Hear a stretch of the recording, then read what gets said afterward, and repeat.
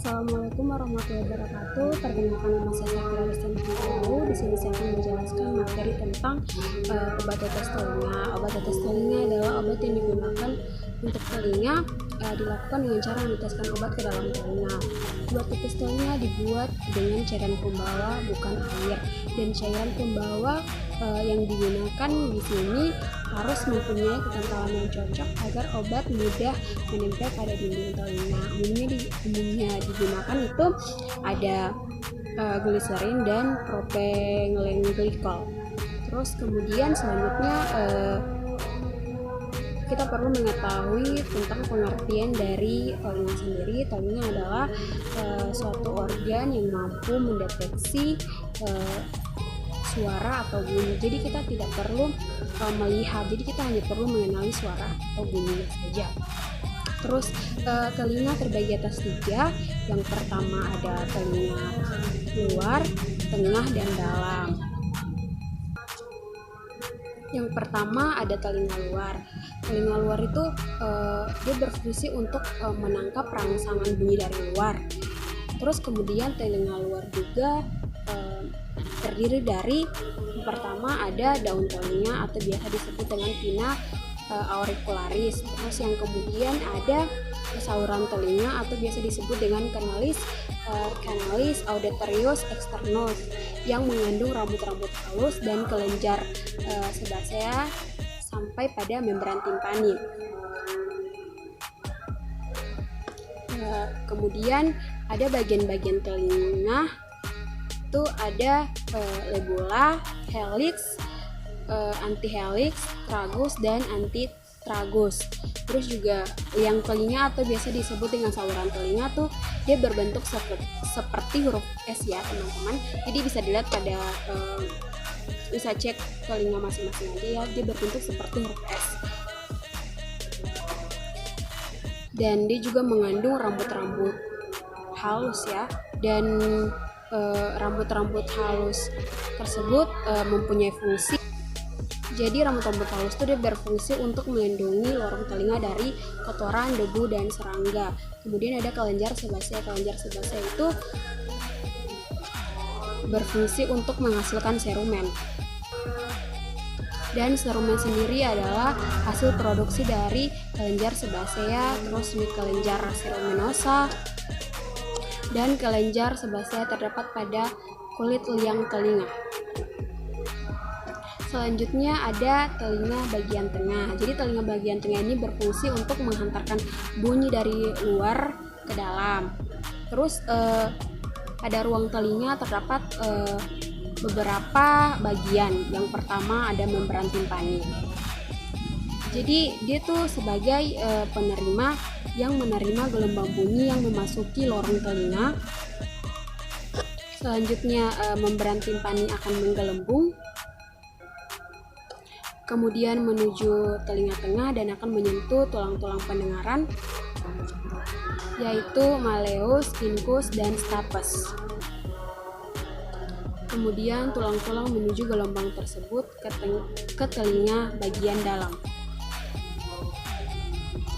Terus kemudian yang kedua ada tulang pendengaran, terdiri dari yang pertama ada malleus atau tulang martil, yang kedua ada incus atau tulang landasan, yang ketiga ada stapes atau tulang sanggar. Jadi ketiga tulang ini yang nanti akan membentuk atau merangkai jadi satu begitu pada telinga tengah dan akan menjadi membran timpani. Maksudnya jadi ketiga tulang ini dia akan menyatu dengan membran timpani seperti itu. Terus ada yang ketiga ada tuba audiva austasius.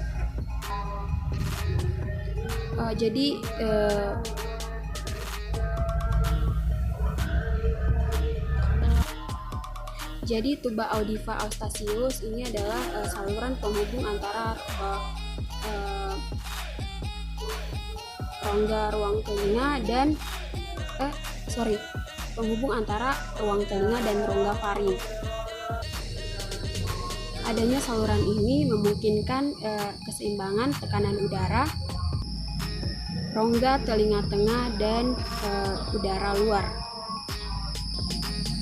Terus yang selanjutnya adalah telinga bagian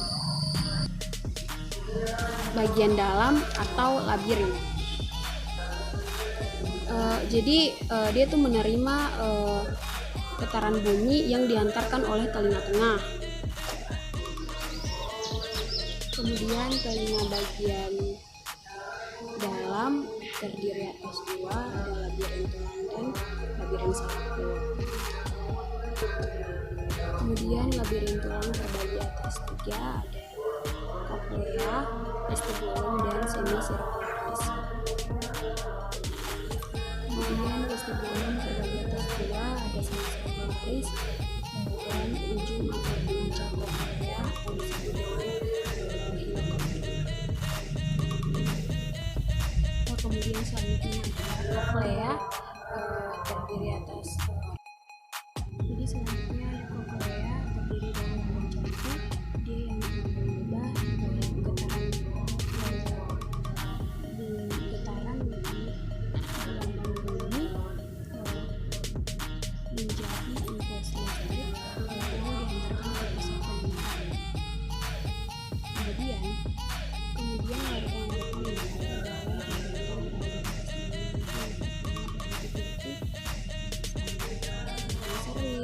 ada etanol, NaCl, asam garam, peroksida, dan lain sebagainya. Terus kemudian ada syarat-syarat dari obat tetes telinga. Yang pertama tuh dia harus usianya 4-8, terus dia bebas dari serat-serat halus dan partikulasi. Kemudian volume rata-rata dari 10 wadah tidak kurang dari 110% dan tidak ada satu wadah yang kurang dari 95%. Kemudian kejernihannya sama dengan air atau pelarut yang digunakan. Selanjutnya ada jenis-jenis gangguan pada telinga. Pertama terus gangguan pendengaran seperti mendungung, sinus dan lain-lain. Terus yang kemudian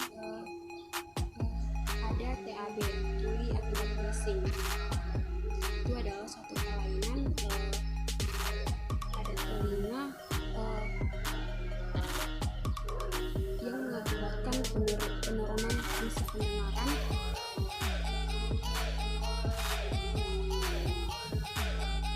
yang terjadi karena terpapar oleh bising pada waktu yang lama.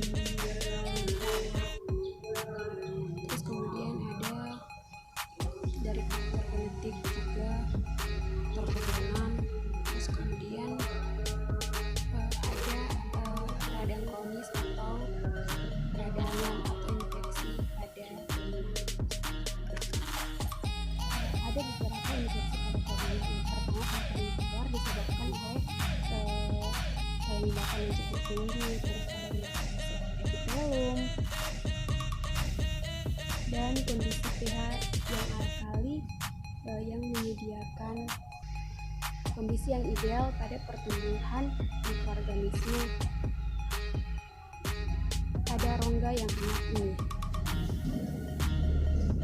Ada beberapa flora yang terdapat pada telinga luar. Yang pertama ada Mirococi atau Aureus dan August dan Corynebacteria. Kurang dari 1% dari telinga mengandung Pseudomonas aeruginosa. Ketika sel epitel mengalami luka, injeksi dapat timbul, terutama sekali ketika kondisi telinga berada dalam keadaan yang lembab. Injeksi telinga luar atau OTT otitis eksternal dapat diobati dengan kortikosteroid atau suspensi atau juga bisa parutan.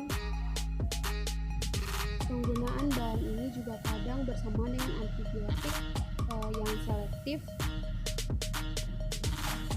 berdasarkan aktivitas melawan Pseudomonas aeruginosa. Selanjutnya ada infeksi pada telinga tengah.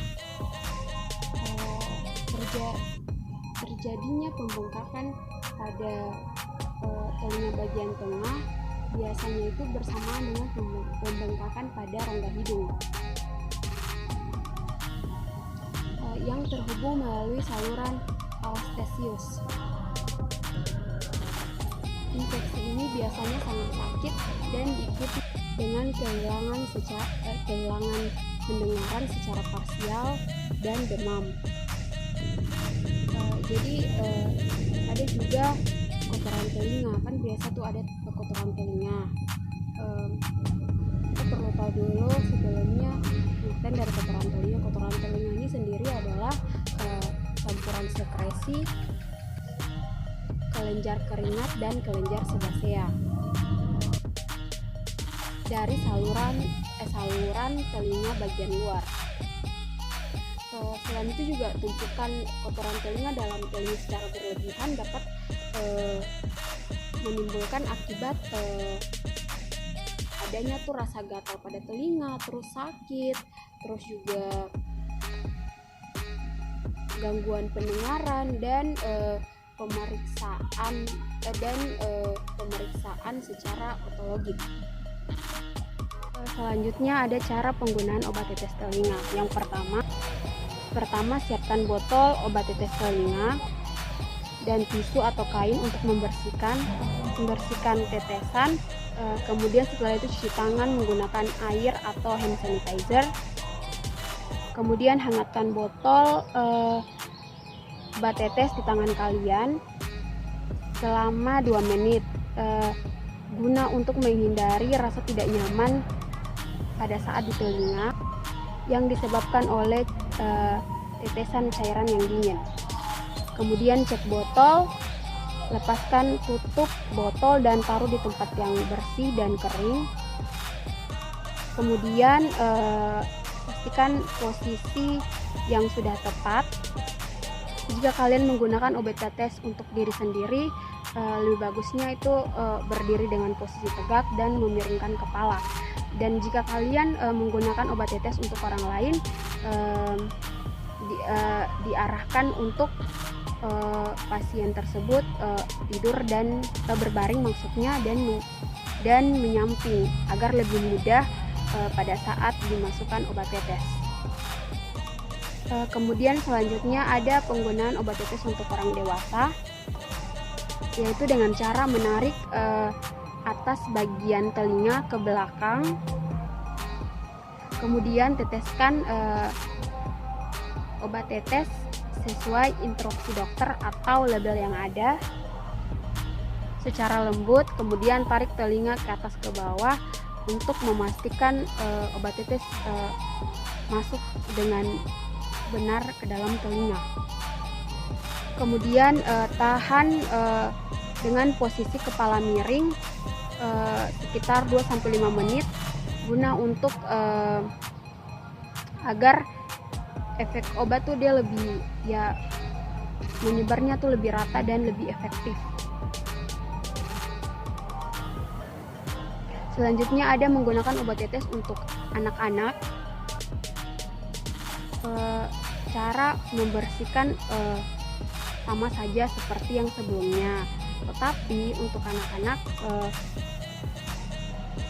sebelum meneteskan obat tetes telinga, tarik telinga ke arah bawah dan ke belakang. Kemudian selanjutnya membersihkan dengan kain atau tisu di sekitaran telinga, terus kemudian tutup kembali botol tetes telinga Terus cuci tangan kalian menggunakan air yang bersih. Kemudian ada cara-cara meneteskan obat tetes. Maksudnya cara-cara yang perlu diperhatikan sebelum meneteskan obat tetes. Cara penetesan penting pada sediaan tetes telinga, karena dalam meneteskan telinga, meneteskan obat dalam telinga membutuhkan teknik yang khusus. Jika obatnya keluar atau tidak benar cara meneteskan obat tetes ke dalam telinga, maka efeknya pun tidak akan bekerja secara maksimal. Terus kemudian cara penyimpanan obat tetes itu juga sangat penting,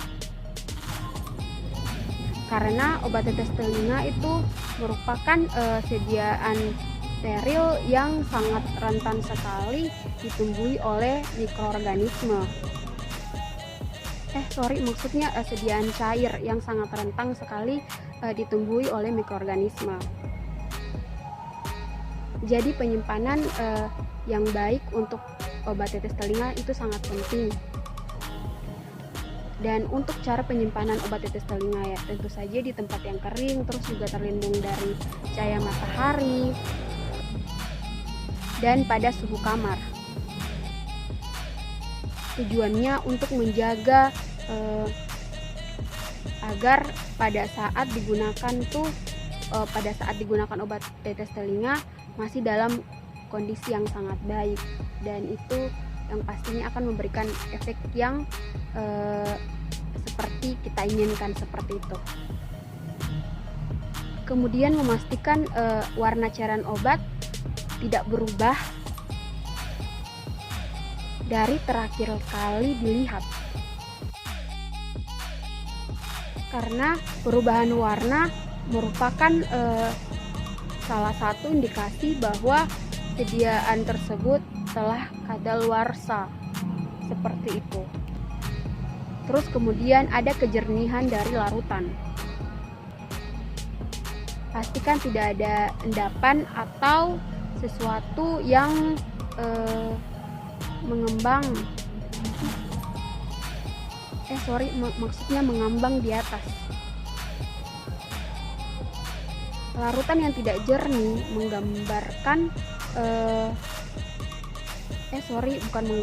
menandakan obat tersebut tidak baik untuk digunakan. Dan obat tetes yang masih bisa dapat digunakan apabila warna, terus bau, terus kelarutan, kejernihannya tidak berubah. Terus kemudian terdapat 5 sifat fisik kimia yang perlu diperhatikan dalam pembuatan gutei auricularis atau obat tetes hidung. Yang pertama adalah kelarutan. Kebanyakan larutan obat larut dalam senyawa obat kebanyakan senyawa obat larut dalam cairan pembawa yang umum digunakan pada sediaan tetes telinga. Jika senyawa obat tidak larut dalam cairan pembawa, maka bisa dibuat sediaan suspensi. Dan bila sediaan berupa suspensi, maka sebagai zat pensuspensinya digunakan sorbiton. Yang kedua ada viskositas. Viskositas sediaan tetes telinga itu sangat penting karena bisa menjamin sediaan bisa lama berada dalam saluran telinga. Yang berikutnya ada sifat surfaktan. Dengan adanya surfaktan bisa membantu dalam proses penyebaran sediaan dan melepaskan kotoran yang ada pada telinga. Kemudian yang berikutnya ada pengawet.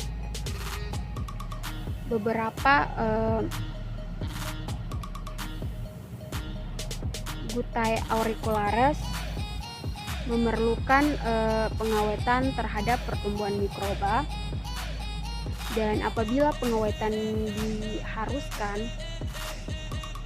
maka bahan yang umum dipakai adalah klorobutanol 0,5%, kemudian ada timerosal 0,51%, dan ada kombinasi paraben. Terus yang berikut ada pH optimum. Kecuali dinyatakan lain, pH tetes telinga adalah 5,0 sampai 6,0 dan harus disimpan dalam wadah yang tertutup rapat. pH optimum untuk larutan air yang digunakan pada telinga utamanya adalah dalam pH asam 5,0 sampai 6,0. Larutan alkali biasanya tidak diinginkan karena tidak fisiologis dan menyediakan media yang subur untuk penggandaan infeksi. Ketika pH telinga berubah dari asam menjadi alkali, bakteri dan fungi akan tumbuh lebih cepat. Terus kemudian ada evaluasi sediaan. Yang pertama ada penetapan pH. Tujuannya untuk mengetahui pH sediaan sesuai atau tidak dengan pH yang telah ditentukan. Terus kemudian ada evaluasi organoleptik. Menjamin organoleptik sediaan sesuai dengan spesifikasi dari produk yang telah ditentukan. Selanjutnya ada uji kejernihan. Terus kemudian ada homogenitas. Tujuannya untuk menjamin kehomogenitesan suatu sediaan obat tetes telinga. Prinsip homogenitas dapat ditentukan berdasarkan jumlah partikel maupun distribusi ukuran partikelnya. Dengan pengambilan sampel pada berbagai tempat dengan menggunakan mikroskop untuk hasil yang lebih akurat. Atau jika sulit dilakukan atau membutuhkan waktu yang lama. Dan homogenitas dapat ditentukan dengan secara visual. Kemudian ada uji kebocoran. Jadi tujuannya tuh untuk menjaga dan memeriksa keutuhan kemasan dan menjaga keutuhan menjaga sterilitas dan volume serta kestabilan sediaan. Yang berikutnya ada uji sterilitas. Tujuan prosedur uji sterilitas digunakan untuk menetapkan bahan atau sediaan farmakope yang harus steril memenuhi syarat berkenaan dengan uji sterilitas seperti yang tertera pada masing-masing monografi. Terus kemudian yang terakhir ada uji efektivitas pengawet. Tujuannya untuk menentukan kadar pengawet yang terendah dan yang masih efektif, dan ditujukan untuk zat-zat yang paling umum digunakan. Terus kemudian untuk menunjukkan bahwa zat yang tertera memang ada, tetapi tidak lebih dari 20% dari jumlah yang tertera pada etiket. Mungkin itu saja penjelasan materi dari saya. Lebih dan kurangnya dimohon maaf. Wabillahi taufiq wal hidayah. Wassalamualaikum warahmatullahi wabarakatuh.